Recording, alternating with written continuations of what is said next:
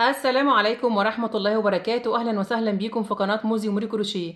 إن شاء الله في حلقة النهاردة هنشتغل مع بعض شنطة جميلة جدا بطريقة سهلة وبسيطة. إن شاء الله تنفذوها معايا بكل سهولة. أتمنى ربنا يوفقني والفيديو النهاردة يعجبكم وتستفادوا منه. لو عجبكم الفيديو اعملوا له لايك وشير، واكتبوا لي في التعليقات رأيكم إيه في الشنطة وبتشاهدوني من أي بلد. ولو لسه أول مرة بتشوفوني وحابين تتابعوني يسعدني اشتراككم في القناة، فاشتركوا وفعلوا الجرس على الكل عشان يوصلكوا إشعار بأي فيديو جديد أنا بعمله. ويلا بينا على طول نروح على الشرح ونشوف هنشتغل ازاي.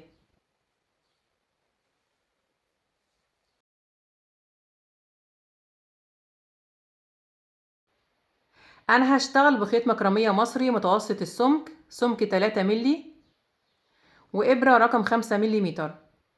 تقدروا تشتغلوا باي نوع خيط يكون مناسب مع الابرة المناسبة ليه، وتشتغلوا بنفس الطريقة اللي انا هشتغل بيها معاكم النهاردة. وتقدروا كمان تتحكموا في المقاسات، تكبروا او تصغروا حسب المقاسات اللي انتوا عايزينها. هبدأ بسم الله. بعمل عقدة البداية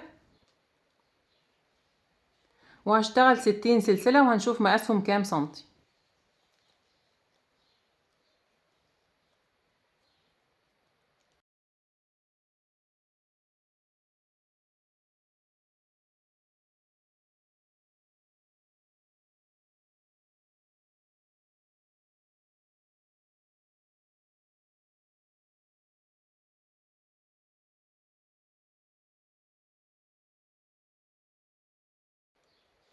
ال60 سلسلة مقاسهم 48 سنتي بالظبط. بعد كده برتفع سلسلة وبحسبها ارتفاع لغرز الحشو اللي انا هشتغلها، وبسيبها وبرجع على ال60 سلسلة اللي قبلها وبشتغل 60 غرزة حشو. اول سطر هشتغله في حلقة ظهر السلسلة، بسيب حرف الفي وبقلب السلسلة وبشتغل السطر الاول غرز حشو في الحلقة اللي في الخلف. معايا لفة على الابرة، بفوت اخر سلسلة اللي هي الارتفاع وبدخل في اللي قبلها، بسحب الخيط. اصبح معايا لفتين على الابرة، بسحب الخيط وبطلع من اللفتين. دي طريقة غرزة الحشو. بكرر على كل السلاسل، كل سلسلة بشتغل فيها غرزة حشو واحدة لحد ما اوصل لاخر سلسلة عند خيط البداية.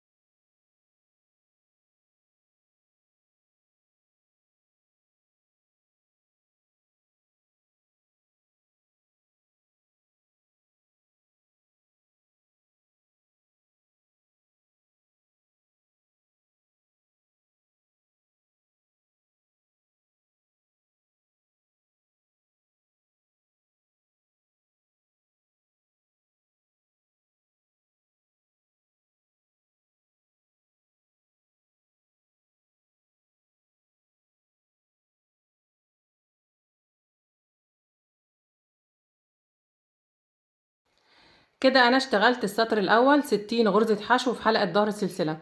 بقى الشكل زي ما انتم شايفين.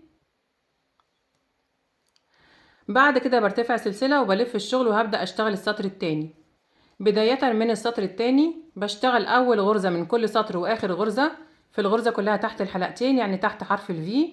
والغرز اللي في المنتصف كلها بشتغلها في الحلقة اللي هي خلف غرزة الحشو. انا عندي غرزة الحشو زي ما احنا عارفين حرف الفي اللي فوق ده، بسيب حرف الفي ما بشتغلش فيه خالص وبشتغل في الحلقة الصغيرة اللي هي خلف غرزة الحشو. هوضح لكم اكتر. لو لفيت الشغل تاني كده، غرزة الحشو حرف الفي اللي فوق الامامية والخلفية.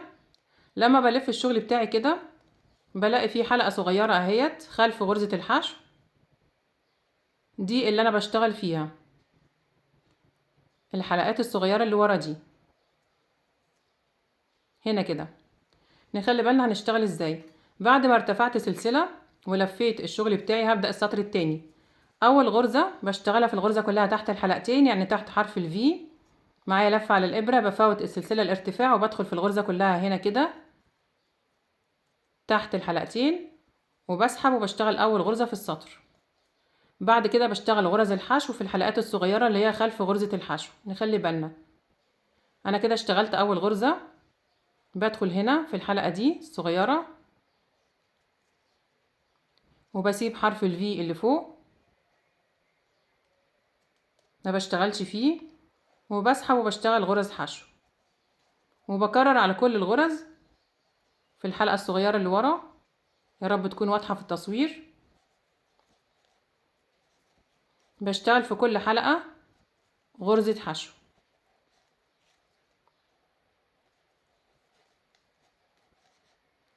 هوضح لكم تاني. الحلقة الصغيرة دي كده اللي هي بتبقى خلف غرزة الحشو، وعندي غرزة الحشو حرف الفي فوق، ما بشتغلش فيها خالص. بكرر بقى بنفس الطريقة غرز حشو في الحلقات الصغيرة اللي خلف الغرزة.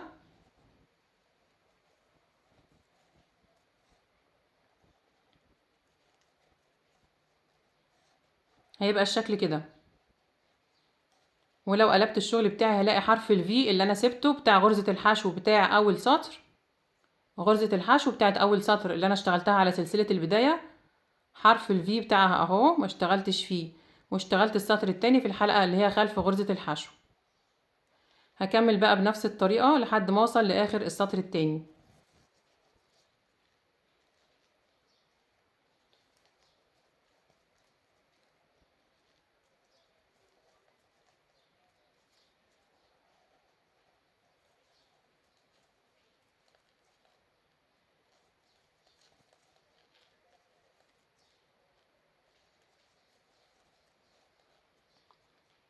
هكمل كده لحد ما اوصل لاخر السطر التاني ونرجع نشتغل اخر غرزة مع بعض.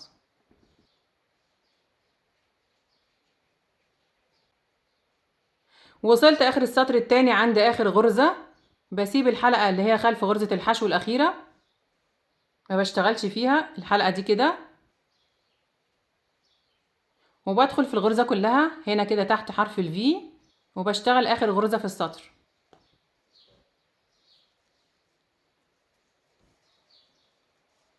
كده انا اشتغلت السطر التاني بالطريقة اللي شفناها مع بعض. حرف الفي ده كده اللي هو بتاع اول سطر انا اشتغلته من غرز الحشو، واشتغلت السطر التاني في الحلقة اللي هي خلف غرزة الحشو. بقى الشكل زي ما انتم شايفين. بكرر بقى بنفس الطريقة، وبرتفع بالشغل بتاعي على ال60 غرزة لحد ما اوصل للمقاس المناسب. برتفع سلسلة وبلف الشغل وهبدأ السطر التالت. بشتغل اول غرزة تحت الحلقتين في الغرزة كلها، وبعد كده بشتغل 58 غرزة حشو في المنتصف في الحلقات اللي هي خلف غرزة الحشو، الحلقات الصغيرة دي كده لحد ما اوصل لاخر السطر. بشتغل اخر غرزة في السطر تحت الحلقتين في الغرزة كلها تحت حرف الفي. بكرر معاكم تاني، اول غرزة من كل سطر واخر غرزة بشتغلهم في الغرزة كلها تحت الحلقتين يعني تحت حرف الفي، وال58 غرزة اللي في المنتصف بشتغلهم في الحلقات اللي هي خلف غرز الحشو. هكمل بنفس الطريقة لحد ما اوصل لاخر السطر الثالث. برتفع سلسلة وبلف الشغل وببدأ السطر الرابع، وبشتغل رايح جاي، وبرتفع بالشغل بتاعي على ال60 غرزة لحد ما اوصل للمقاس المناسب، وارجع اقول لكم انا اشتغلت كام سطر ونشوف المقاسات كام سنتي. انا كده اشتغلت 18 سطر من الغرزة على ال60 سلسلة اللي انا بدأت بيهم لحد ما وصلت لمقاس 13 سنتي في عرض القطعة اللي انا اشتغلتها. بقى الشكل زي ما انتم شايفين شكلها جميل جدا. ده شكل الغرزة. هنشوف المقاسات مع بعض.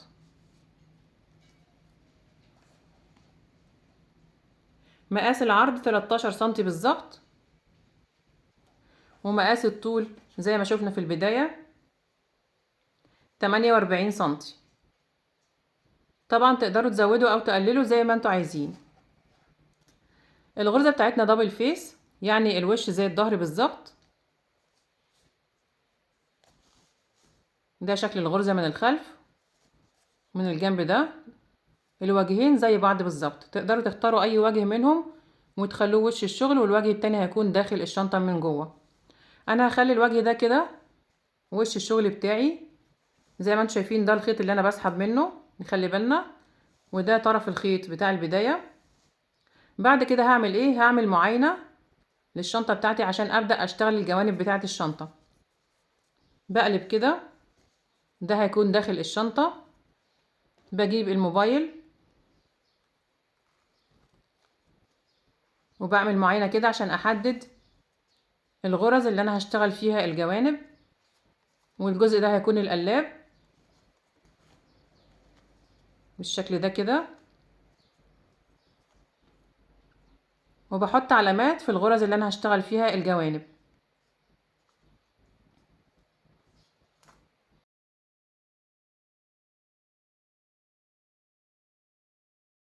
بعد ما عملت معاينة على الموبايل بعد الغرز اللي انا هشتغل فيها الجنب.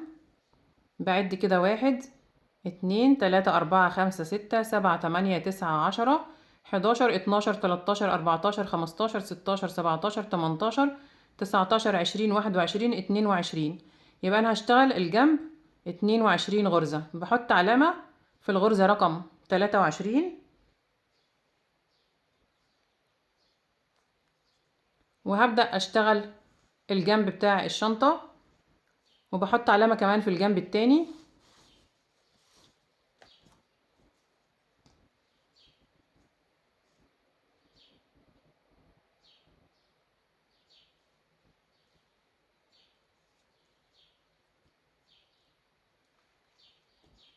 في الغرزة رقم 23 وهبدأ ارجع بالشغل بتاعي وهشتغل 4 سطور. برتفع سلسلة وبلف الشغل وهشتغل 4 سطور لحد العلامة على 22 غرزة بنفس الطريقة اللي احنا عرفناها. في اول غرزة بشتغل في الغرزة كلها تحت الحلقتين، وبعد كده بشتغل 21 غرزة في الحلقة اللي هي خلف غرزة الحشو.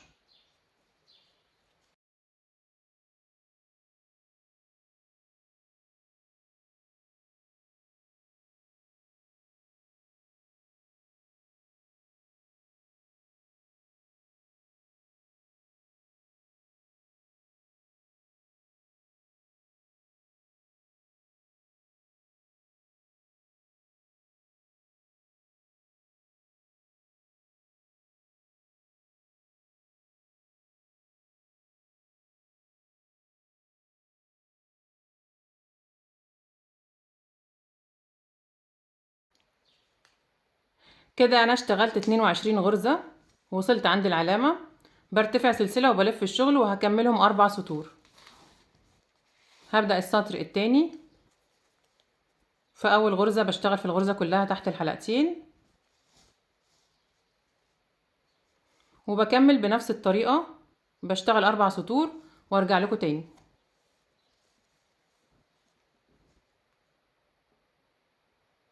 خلاص كده اشتغلت 4 سطور في الجنب الاول.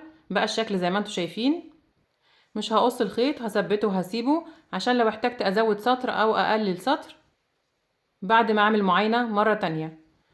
بسحب الخيط كده وبعمل حلقة وبسيبه ومش بقصه، وهروح للجنب التاني وهبدأ من هنا. في الجنب الاول انا بدأت من هنا من عند نقطة النهاية واشتغلت 4 سطور. في الجنب التاني هبدأ من عند العلامة، الغرزة اللي جنب العلامة، بوصل طرف الخيط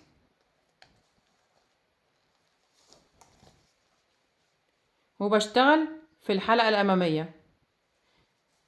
دي سلسلة البداية اللي أنا بدأت بيها. عندي حرف الفي، حلقتين، الأمامية اللي قدامي والخلفية اللي ورا. بسيب الخلفية وبشتغل في الحلقة الأمامية غرز الحشو. برتفع سلسلة وفي نفس الغرزة بشتغل غرزة حشو، وبعد كده بشتغل غرز حشو لحد ما اوصل لاخر السطر في الحلقة الامامية اللي هي قدامي.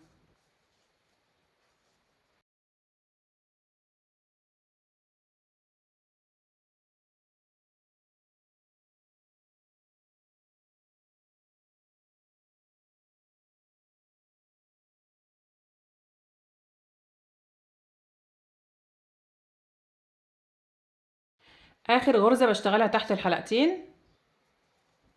كده انا اشتغلت 22 غرزة. برتفع سلسلة وبلف الشغل وبشتغل بنفس الطريقة. اول غرزة تحت الحلقتين وبعد كده بشتغل غرز الحشو في الحلقة اللي هي خلف غرزة الحشو، الحلقة الصغيرة اللي ورا دي. بوصل لاخر السطر، بشتغل في الغرزة كلها اخر غرزة، وبرتفع سلسلة وبلف وببدأ السطر اللي بعده. هكملهم 4 سطور زي الجنب الاول بالظبط وارجع لكم تاني.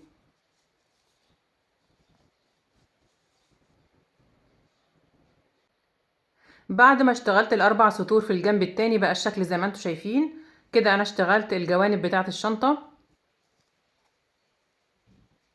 احنا كنا مختارين الوجه ده كده يكون وش الشغل بتاعي من بره، يعني هيكون خارج الشنطة. لو تلاحظوا معايا ان في عندي هنا سطر مختلف عن السطور اللي انا اشتغلتها. السطر ده كده اللي هو في سلسلة البداية.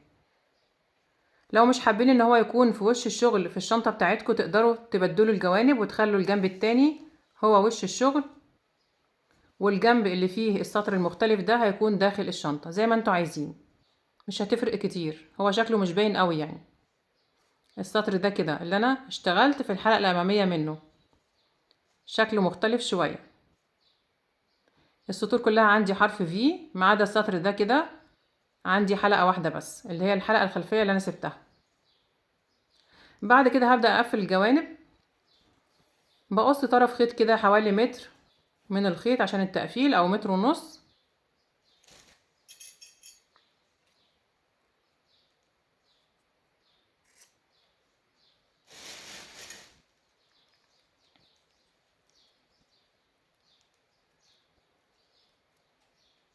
وبسحب الخيط من الحلقة اللي على الإبرة وبثبته عشان هبدأ أقفل الجوانب. بسحب الخيط كده بعد ما قصيته.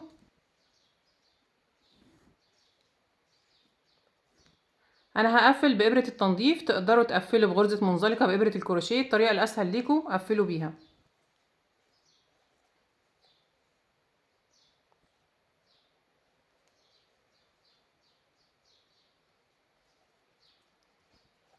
أنا هنا اشتغلت 4 سطور على 22 غرزة.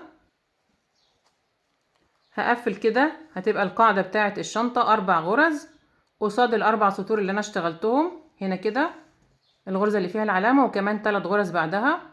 وبعد كده هقفل على الجنب التاني 22 غرزة مع ال 22 غرزة اللي انا اشتغلتهم في الجنب الامامي. ده هيكون الجنب الخلفي ظهر الشنطة، وده الجنب الامامي. هنا عندي 22 غرزة، هقفل قصادهم 22 غرزة وهقفل 4 غرز مع ال4 سطور اللي انا اشتغلتهم. بشيل العلامة.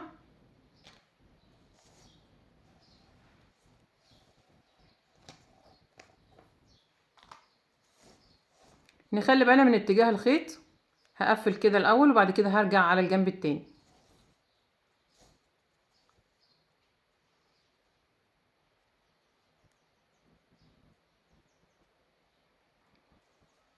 تقدروا تقفلوا تحت الحلقتين او تحت الحلقة اللي جوه. بعد 1 2 3 4 هبدأ من هنا. او في طريقة تانية، بسحب طرف الخيط كده بخليه ناحية جوه وهبدأ من هنا من الغرزة الاولى في القاعدة مع السطر الاول، وباخد معايا طرف الخيط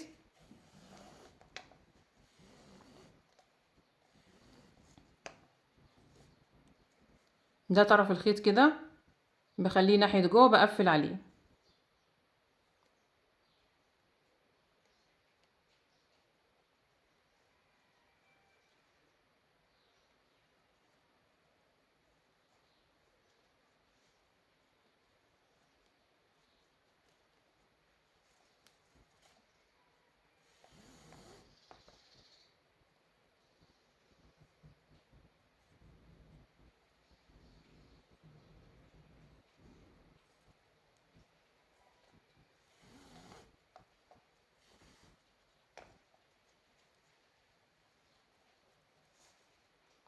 الغرزة التانية مع السطر التاني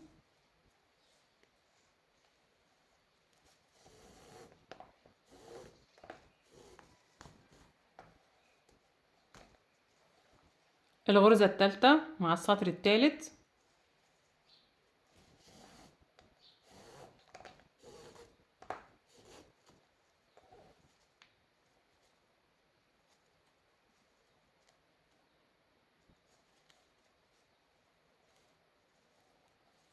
الغرزة الرابعة مع السطر الرابع.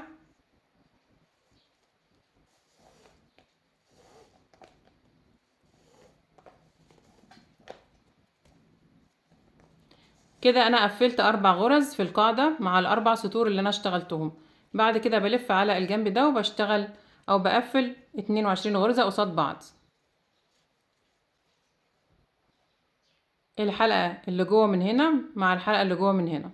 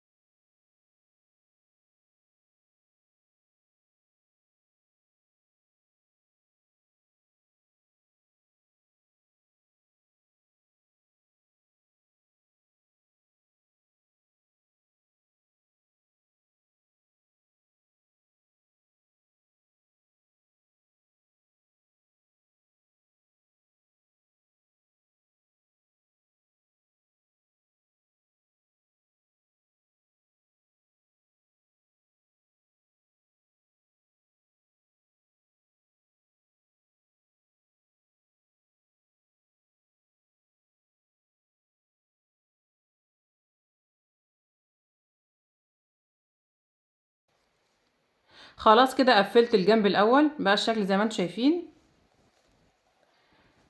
لو عديت الغرز الباقية هنا هلاقيهم 12 غرزة، دول هيكونوا القلاب بتاع الشنطة. هنضف الخيط الزيادة جوه الشنطة وهقفل الجنب التاني بنفس الطريقة بإبرة التنظيف بطرف الخيط ده كده، والتقفيل بتاعه هيكون سهل لأن هبدأ من هنا. هقفل الجنب التاني وارجع لكم.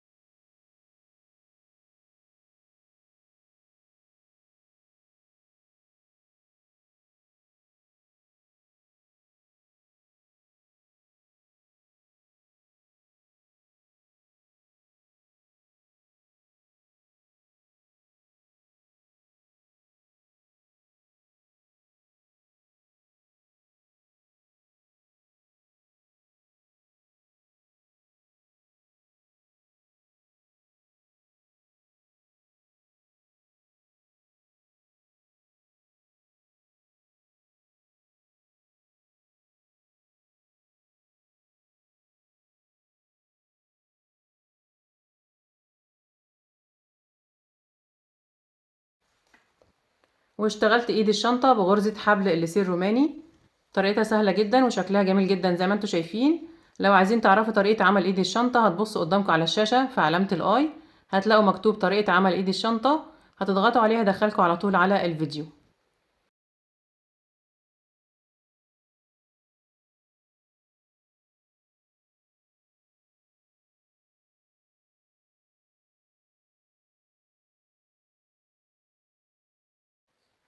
بكده نكون خلصنا حلقة النهاردة. اتمنى يا رب يكون الفيديو عجبكم تكونوا استفدتوا منه. لو عجبكم الفيديو اعملوا له لايك وشير واكتبوا لي في التعليقات رأيكم ايه في الشنطة وبتشاهدوني من اي بلد. وما تنسوش تشتركوا في القناة لو لسه ما اشتركتوش وتفعلوا الجرس على الكل عشان يوصلكوا اشعار باي فيديو جديد انا بعمله. وان شاء الله نتقابل في فيديو جديد، وشكرا لكم والسلام عليكم ورحمة الله وبركاته.